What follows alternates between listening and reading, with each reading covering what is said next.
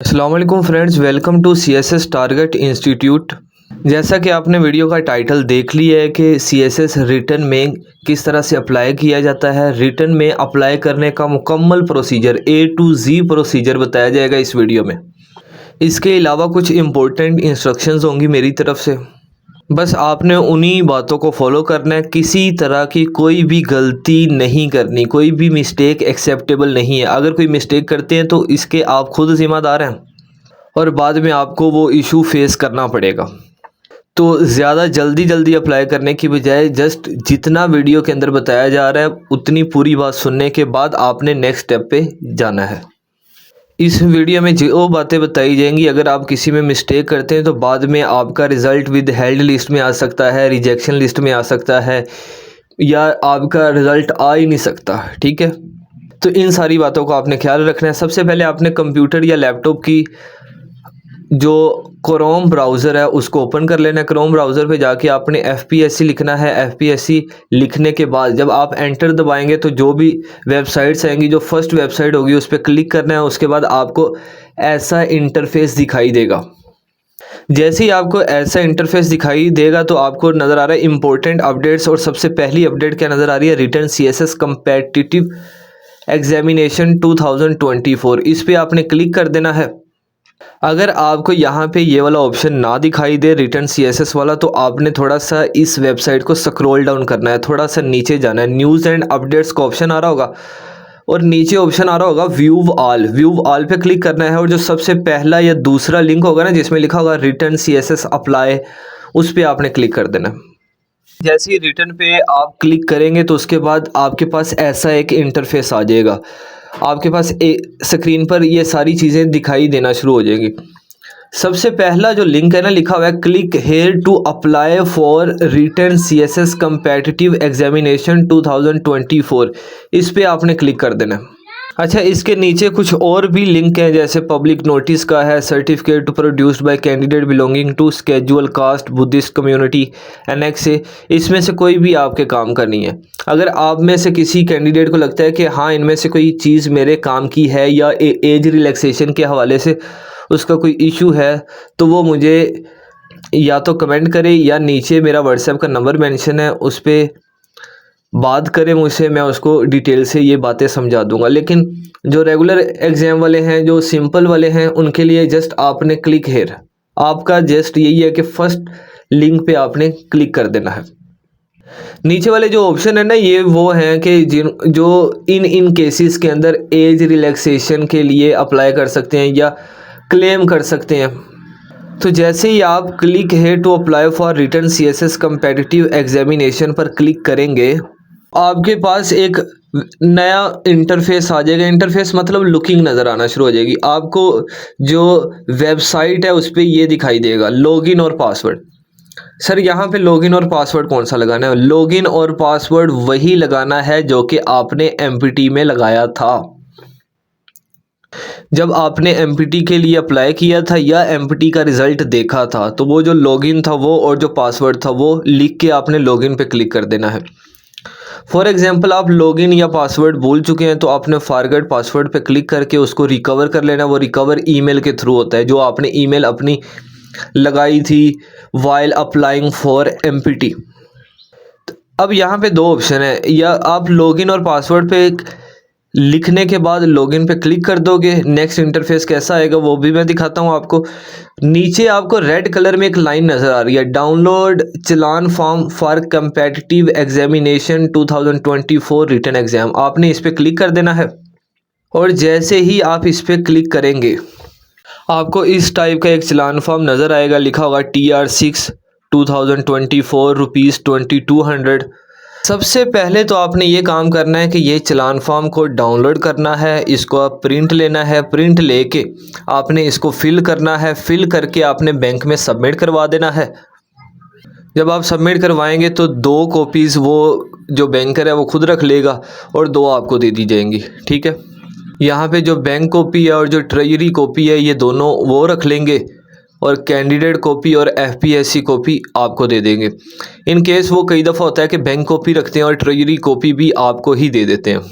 अच्छा, इसको फिल किस तरह से करना है, आप थोड़ा सा इसको रीसाइड करें, इसको इसका एंगल चेंज करेंगे तो नेम ऑफ कैंडिडेट लिखना है, CNIC नंबर लिखना है आपने अपना, और उसके नीचे आपने अपने सिग्नेचर कर देने हैं।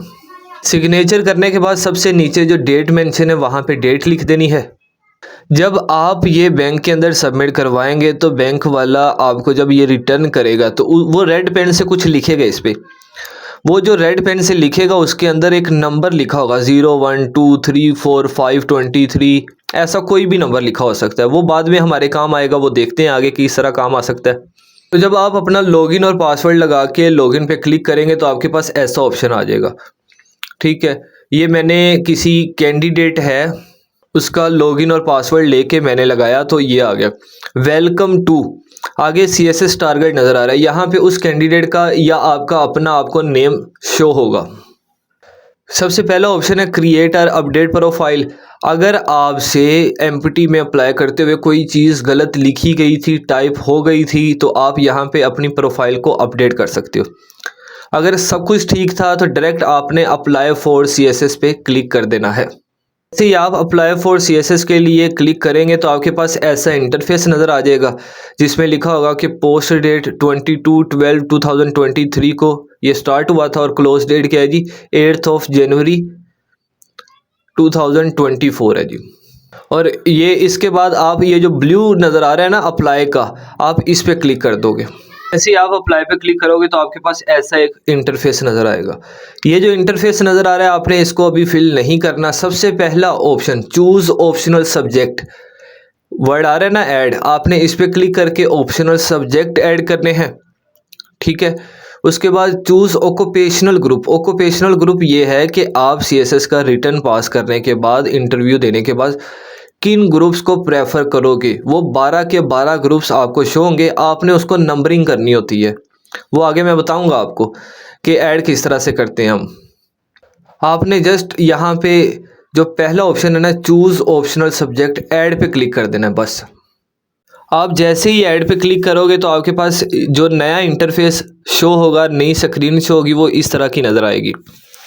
यहाँ से आपने 600 मार्क्स के लिए जो है सब्जेक्ट्स को चूज़ करना है। सब्जेक्ट्स अगर आप 200 मार्क्स का एक सब्जेक्ट को चूज़ कर रहे हो तो इट्स मीन बाकी आपने 4 सब्जेक्ट और चूज़ करने हैं, या इन केस आप 200 सब्जेक्ट के 2 चूज़ कर रहे हो तो फिर आपने 200 मार्क्स के लिए और चूज़ करने होंगे। क्या मतलब है, देखें जी सब्जेक्ट जितने मर्जी चूज़ करें बट आपने 600 मार्क्स कंप्लीट करने होते हैं। राइट पे देखें, लेफ़्ट पे नंबर मेंशन है और राइट पे उसके मार्क्स भी मेंशन है कि भाई आप कौन कौन सा चूज़ करना चाहते हो। जैसे ग्रुप 1 है, और एक और बात, एक ग्रुप से सिर्फ एक ही चूज़ होता है, मोर देन 1 एक ग्रुप से चूज़ नहीं कर सकते। आपने ग्रुप 1 से जहाँ जैसे यहाँ पे मैंने पॉलिटिकल साइंस पे क्लिक किया हुआ है, या आप इंटरनेशनल रिलेशन पे जो भी आपका सब्जेक्ट है उस पर क्लिक कर सकते हो। हाँ, अगर कोई ग्रुप ऐसा है कि जिसमें आपने कोई भी नहीं रखा तो आप उसको एम्प्टी छोड़ दोगे। इसी तरह ग्रुप 2 है, ग्रुप 3 है, ग्रुप 4 है। ग्रुप 1 और 2 दोनों 200 मार्क्स के हैं और ग्रुप 3 और ग्रुप 4 दोनों 100 मार्क्स के हैं। इसके बाद ग्रुप 5 है हमारे पास, इसमें से एक सब्जेक्ट चूज़ कर सकते हो। 6 है, इसमें से चूज़ कर सकते हो, और ग्रुप 7 है, इसमें से चूज़ कर सकते हो। इस तरह आपने टोटल 600 मार्क्स को कंप्लीट करना होता है। जैसे ही आप 600 मार्क्स को ये कंप्लीट कर लेंगे, सबसे नीचे ऑप्शन आपको दिखाई दे रहा है सेव का, आपने सेव के ऑप्शन पे क्लिक कर देना है। जैसे आप सेव के ऑप्शन पे क्लिक करोगे तो आप दोबारा उसी वेबसाइट पे आओगे, फिर आप व्यू पे क्लिक कर सकते हो। ठीक है, व्यू का ऑप्शन आएगा या एडिट का ऑप्शन आएगा। अगर आपसे गलत चूज़ हो गए तो आप एडिट भी कर सकते हो, अगर आपसे सही वाले चूज़ हो गए तो आप व्यू कर सकते हो, वेरीफाई कर सकते हो। जैसे कि मैंने जिस कैंडिडेट का अप्लाई किया उसके ऑप्शनल सब्जेक्ट ये थे, इंटरनेशनल रिलेशन 200 मार्क्स का है, governance and public policy 100 marks का, यूरोपियन हिस्ट्री 100 का, जेंडर स्टडी 100 का, और एंथ्रोपोलॉजी 100 का। ठीक है, ये साथ उस सब्जेक्ट का कोड भी आ रहा है। यहाँ पे आपने वेरीफाई कर लेने हैं। उसके बाद आप जब वापस आओगे तो आप वो जो था ना ऑक्यूपेशनल ग्रुप, उस पर आप क्लिक करोगे तो ये वाली स्क्रीन आपको दिखाई देगी। ठीक है, यहाँ पे आपको 12 ग्रुप्स नज़र आ रहे हैं। आपने जस्ट लेफ्ट साइड पे टिक लगाने हैं। टिक ऐसे लाइन वाइज नहीं लगाने, आपने देखना है कि भाई आपको रिटर्न पास करने के बाद जब आपका इंटरव्यू पास हो जाए उसके बाद आपको कौन सा ग्रुप चूज़ करना है। तो जो भी आपको ग्रुप चूज़ करना हो, मतलब प्रायोरिटी क्या है जी, नंबर 1 पे ये होना चाहिए, नंबर 2 पे ये होना चाहिए, नंबर 3, आपने जस्ट इनको नंबरिंग देनी है। ठीक है, नंबरिंग आप टाइप करके नहीं दोगे, बस लेफ़्ट साइड पे टिक लगाते जाओगे, नंबरिंग वेबसाइट खुद ब खुद देती जाएगी। आपने अपना इंटरेस्ट देख लेना कि भाई मैं रिटर्न पास करने के बाद इन ग्रुप को चूज़ करना चाहता हूँ या चाहती हूँ। ये करने के बाद आपने दोबारा सेव के ऑप्शन पे क्लिक कर देना। उसके बाद देखें आपके पास दोबारा ये स्क्रीन नज़र आ जाएगी। सबसे पहला ऑप्शन है चूज़ ऑप्शनल सब्जेक्ट, व्यू और एडिट का ऑप्शन आ रहा है। व्यू पे क्लिक करने से क्या होता है, आप वेरीफाई कर सकते हो। एडिट पे क्लिक करने से क्या होगा, अगर आपसे गलत चूज़ हो गया है तो you people can edit that profile. Next हमारे पास है चूज़ ऑक्यूपेशनल ग्रुप। यहाँ पे भी आप ऑक्यूपेशनल ग्रुप को व्यू कर सकते हो, अगर कुछ गलत हो गया है तो एडिट भी कर सकते हो।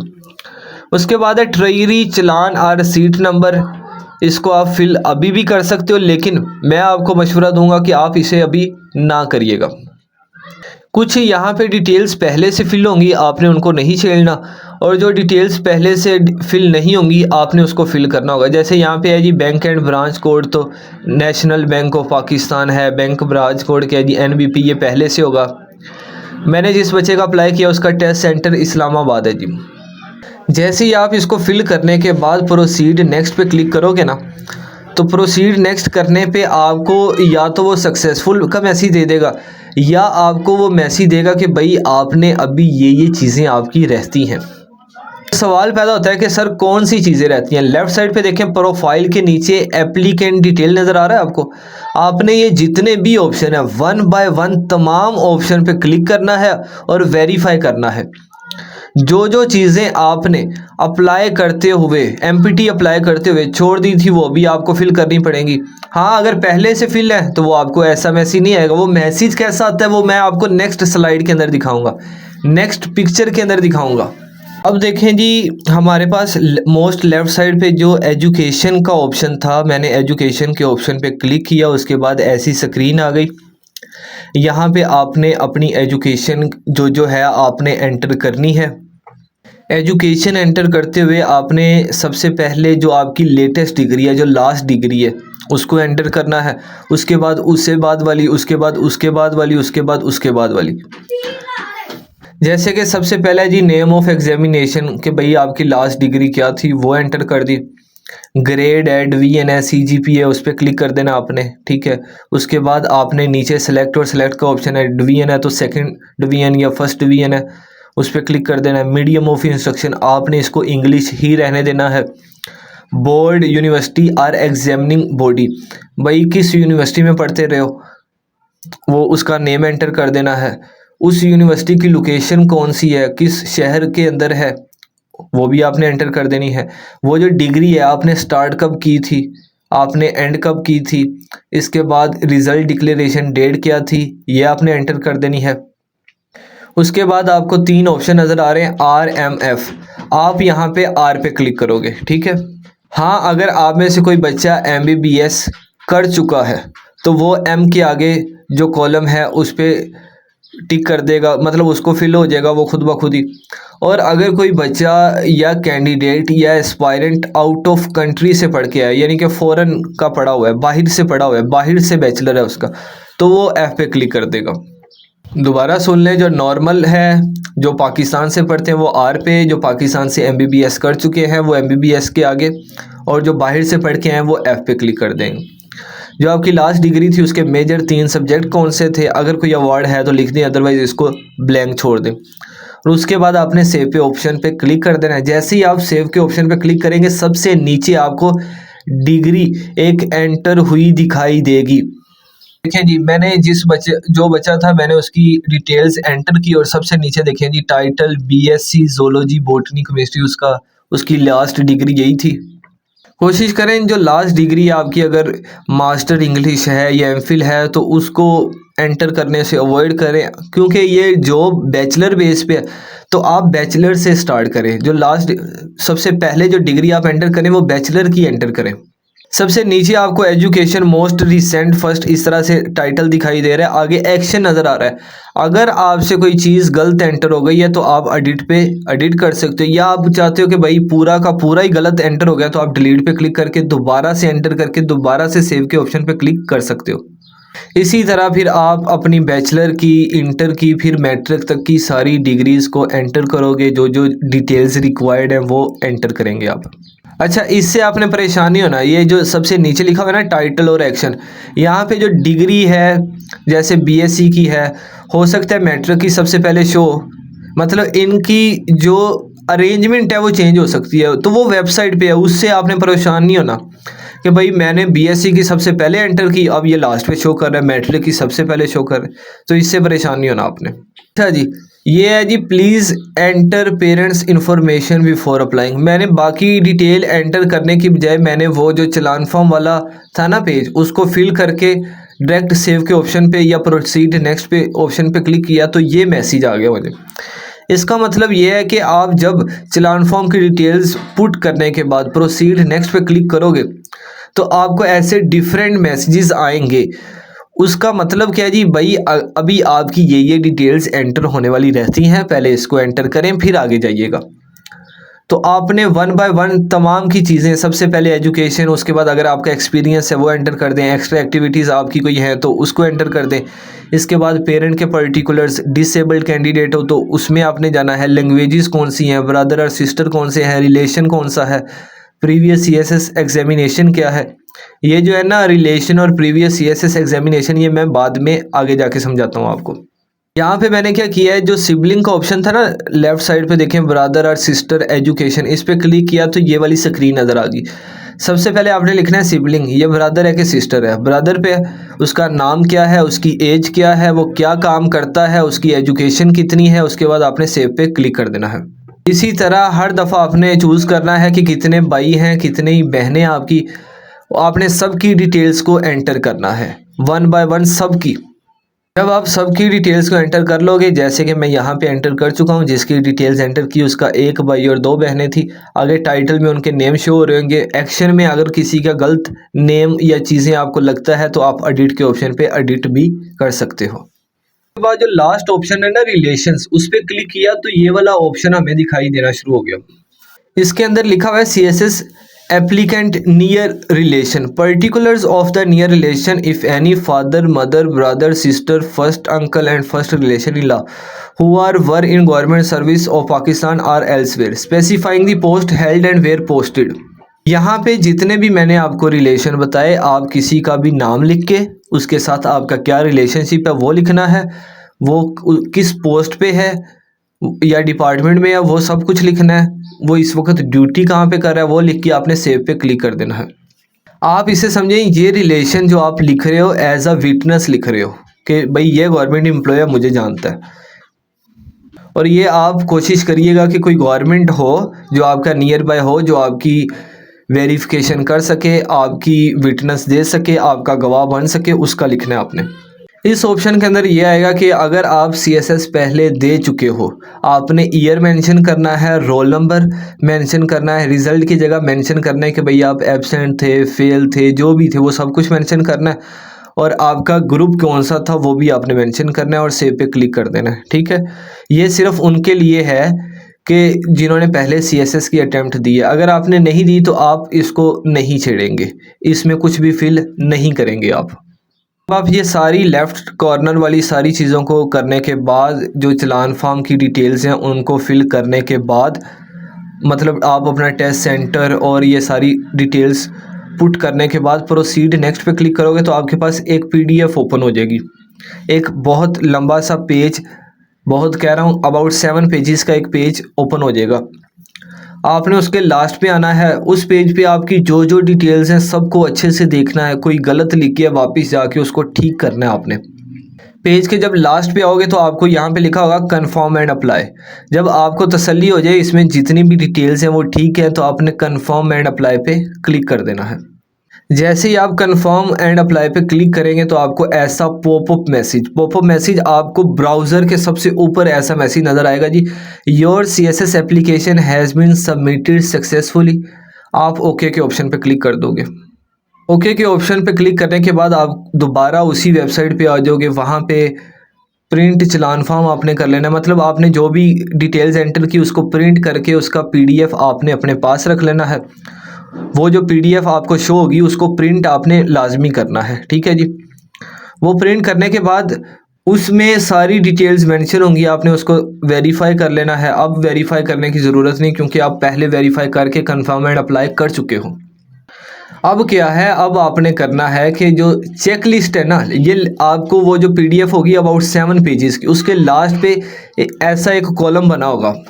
ये वो चेक लिस्ट है जो कि आपने हार्ड कॉपी भेजनी है। आपने ऑनलाइन भी अप्लाई करना होता है, आपने हार्ड कॉपी भी भेजनी होती है। इस केस में वो जो आपने हार्ड कॉपी एफपीएससी को सेंड करनी है उसमें क्या क्या डिटेल शामिल होनी चाहिए। सबसे पहले तो ये जो 7 पेजेस का आपने प्रिंट, ये पीडीएफ आपने ये प्रिंट आउट लिया है, पीडीएफ फॉर्म में आपने डाउनलोड कर लिया है, इसका प्रिंट लेना है। ये 7 पेजेस हैं, इनको स्टेपल कर लेना आपने। इनकी कॉपीज़ करवा के अपने पास भी रख लेनी है, ताकि कल को कोई इशू बने तो आपके पास ये प्रूव हो। और जो चलान फॉर्म आपने पे करना है उसको भी संभाल के रखना है, अगर वो गुम हो गया तो तब भी आपका इशू बन सकता है। अच्छा जी, जो हार्ड कॉपी जो आपने एफपीएससी को टीसीएस करनी है वो बता देता हूँ। जो आप जब एफपीएससी की वेबसाइट पे जाओ तो लास्ट पे उनका ईमेल भी लिखा होता है, उनका एड्रेस भी लिखा होता है। वो जो एड्रेस लिखा होता है वो उस एड्रेस पे आपने भेजना है जिसमें इस्लामाबाद वाला एड्रेस लिखा होगा। तो इसमें मैं 1 बाय 1 तमाम ऑप्शन को रीड आउट करता हूँ और बताता हूँ कि ये क्या क्या चीज़ों डिमांड कर रहा है। सबसे पहले लिखा हुआ है all documents attach with the form must be numbered in continuation with the page number of the application form in the following sequence. क्या मतलब ये है कि आपने ये जितनी भी डिटेल्स अटैच करनी है ना हार्ड कॉपी में, उसकी तरतीब भी लगानी है आपने कि भाई सबसे पहले जो आएगा वो ए है, जो सब उसके बाद वो आएगा वो बी होगा। सबसे पहले तो आपने सबसे ऊपर अपना चलान फॉर्म रखना है। सबसे पहले आपने जो चलान फॉर्म पे किया उसकी डिटेल सारी लिखी होंगी, वो चलान फॉर्म आपने उसकी जो एफपीएससी कॉपी है वो अटैच कर देनी है। उसके बाद recent 4 photographs attested on back side mentioning name and father name. ठीक है जी, आपकी 4 तस्वीरें होनी चाहिए। 4 तस्वीरें बैक से, जहाँ मतलब एक साइड से तस्वीर है जहाँ पे आपका फेस दिखाई दे रहा होता है, उसके बैक, तस्वीर के बैक पे जो वाइड स्पेस होती है वो क्या होनी चाहिए, अटेस्टेड होनी चाहिए, जिसमें आपका नाम भी लिखा होना चाहिए और फादर नेम भी लिखा होना चाहिए। इसके बाद है attested copy of CNIC card. आपके सीएनआईसी कार्ड भी अटेस्टेड होना चाहिए। अटेस्टेड कहाँ से करवाते हैं, ये आप किसी भी 17 ग्रेड के ऑफिसर से करवा सकते हैं, लेकिन कोशिश करें कि जो आपके घर के करीब कोई कचहरी है जहाँ पे अदालतें हैं, ठीक है, वहाँ पे वो बाहर टेबल लगा के बैठे होते हैं, उन्हें आप अपने डॉक्यूमेंट्स दें, कुछ पैसे दें, वो आपको सब कुछ करके ला देते हैं। इसके बाद attested copy of matriculation certificate होनी चाहिए जिस पे डेट ऑफ बर्थ हो। मार्कशीट इज़ नॉट एक्सेप्टेबल, मतलब डिग्री होनी चाहिए 10th की, मार्कशीट नहीं होनी चाहिए। इसके बाद attested copy of intermediate certificate, provisional certificate, result card, marksheet is not acceptable, मतलब कि 10th की और मतलब आपके मैट्रिक की और इंटर की डिग्री होनी चाहिए। बात समझ आ रही है? वो मार्कशीट नहीं होनी चाहिए जिस पे आपके नंबर सब्जेक्ट वाइज लिखे हुए हैं, मतलब रिजल्ट कार्ड नहीं होना चाहिए। इसके बाद अटेस्टेड कॉपी ऑफ डिग्रीज, जितनी भी आपकी डिग्रीज है उनकी अटेस्टेड कॉपी होनी चाहिए। इसके बाद है जी attested copy of self domicile certificate, जो आपका डोमिसाइल है उसका जो सर्टिफिकेट है उसकी अटेस्टेड कॉपी होनी चाहिए। ठीक है जी, ये जिस सीक्वेंस से मैं बता रहा हूँ आपने इसी सीक्वेंस से अटैच करनी है। इसके बाद एच है, एनेक्सर है, ये अगर आपका है तो लगाएं, अदरवाइज़ ये आपके लिए नहीं है।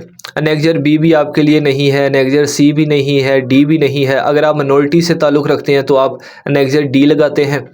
अगर आप कश्मीर या आज़ाद कश्मीर के नेशनलिस्ट हैं और आपको एज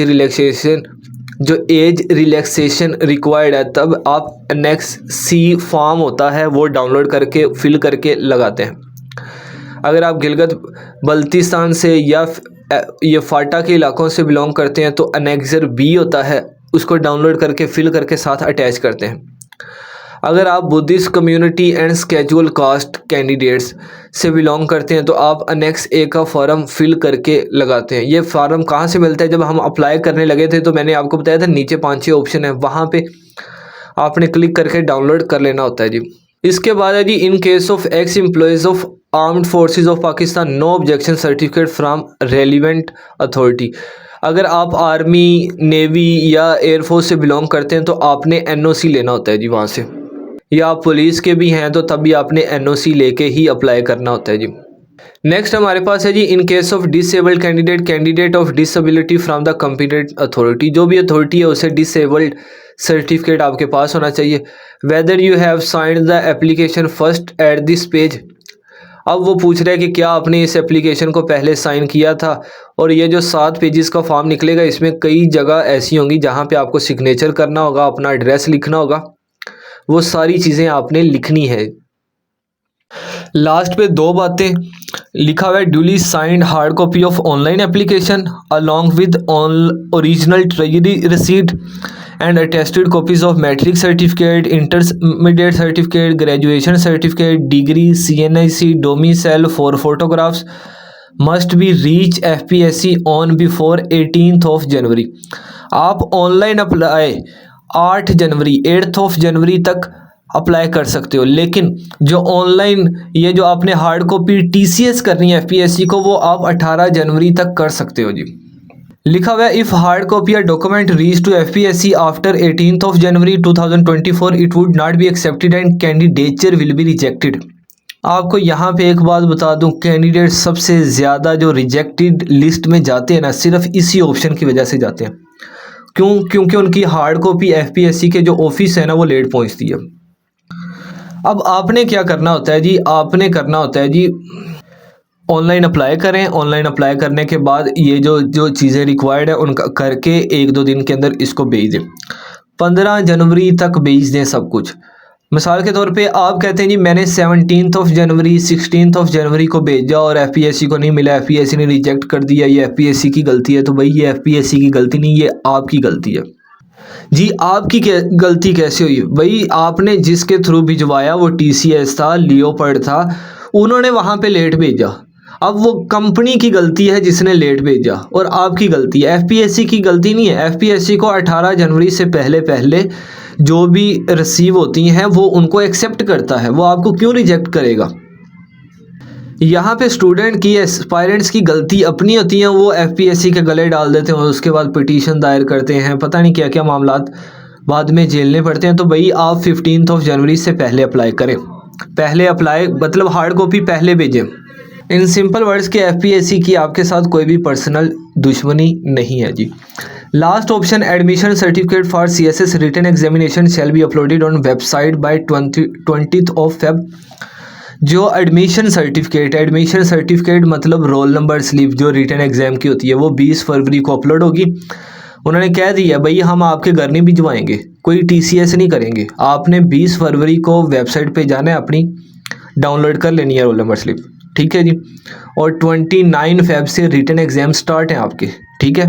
और जैसे ही इसकी आप कह लें कि एडमिशन सर्टिफिकेट आएगा तब भी मेरे व्हाट्सएप चैनल और यूट्यूब पे बता दिया जाएगा, नीचे मेंशन है सब कुछ डिस्क्रिप्शन में, ठीक है। अगर आप रिटन एग्ज़ाम की अभी प्रिपरेशन स्टार्ट नहीं की, current affair, Pakistan affair, general ability, Indo पाक हिस्ट्री, ये चीज़ें आपने रखी हुई हैं तो काइंडली लाजमी मुझे ज्वाइन करें। उसमें यह है कि आपको 10-12 दिन के अंदर सारी तैयारी करंट अफेयर और पाकिस्तान अफेयर की करवा दी जाती है। हम एक क्रैश कोर्स स्टार्ट कर रहे हैं, उसमें आपको सारा कुछ बता दिया जाता है। उसमें रिकॉर्डेड लेक्चर हैं, असाइनमेंट्स हैं, आपके मॉक टेस्ट हैं। इसके अलावा रिकॉर्डेड लेक्चर की जो स्लाइड्स होती हैं वो भेजी जाती हैं, आर्टिकल्स भेजे जाते हैं। और सबसे बढ़ के ये कि पिछले 2-3 साल से ये जो सब्जेक्ट मैं पढ़ा रहा हूँ, इसमें जो टॉपिक मैं पढ़ाता हूँ तकरीबन वही एग्ज़ाम के अंदर आए हुए होते हैं। उम्मीद है आपकी सारी की सारी जो क्वेरीज़ हैं वो सॉल्व हो गई होंगी। स्टिल आपको कोई क्वेश्चन है तो नीचे व्हाट्सएप का नंबर है, आप कमेंट बॉक्स में कमेंट कर सकते हो, मुझसे व्हाट्सएप पे बात कर सकते हो। और CSS से रिलेटेड अपडेट रहने के लिए नीचे व्हाट्सएप चैनल का लिंक मौजूद है, उसको लाजमी फॉलो करें। मिलते हैं नेक्स्ट वीडियो में, तब तक के लिए अल्लाह हाफिज़।